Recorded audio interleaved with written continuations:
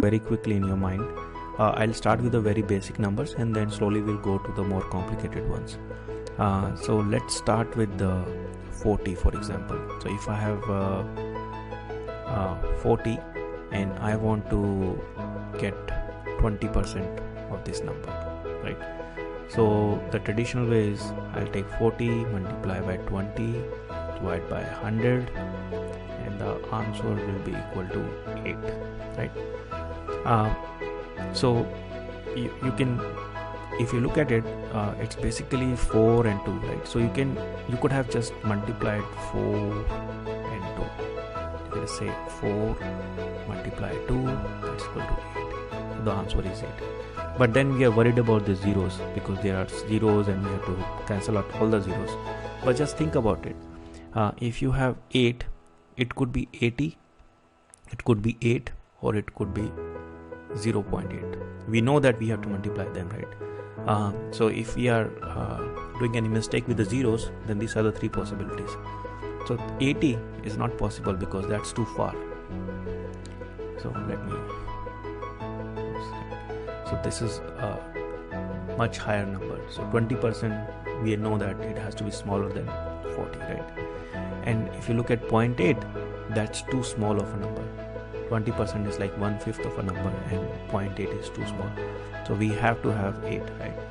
So if we don't worry about the zeros, first of all, we can do this calculation very quickly without thinking about zeros, right? For example, if I have to say 22% of 30, so the answer will be equal to 6.6. What I did, I just multiplied 22 and 30, right? So 22 and 30, I'll get 660, and I know that 660 is not possible, 66 is not possible, 6.6 is possible, 0.66 is not possible, right? So it has to be 6.6. Or if you're good about it, you can also cancel the zeros by yourselves. So this is one thing. Now when we are looking at more complicated numbers, for example, if I have 61%, right, and I need to calculate 61% of 30. So how will I do that? In that case, what I can do is I can say 60% plus 1% of 30, right?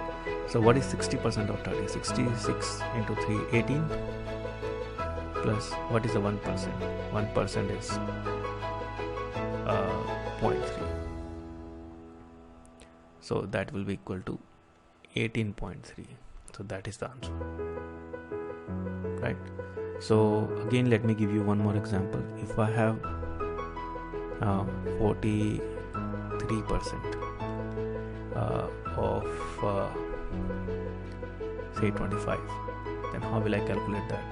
In that case, I can say 40% plus 3% of 25. So 40% of 25.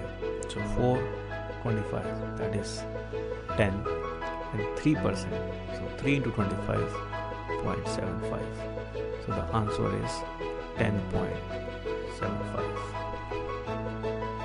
So it's how you work or imagine these numbers in your brain. So if you practice, you should be able to quickly do that. So let's take one more example. If I have 66 and I need to take 21% of 66, so that's a bit complicated, but let's see.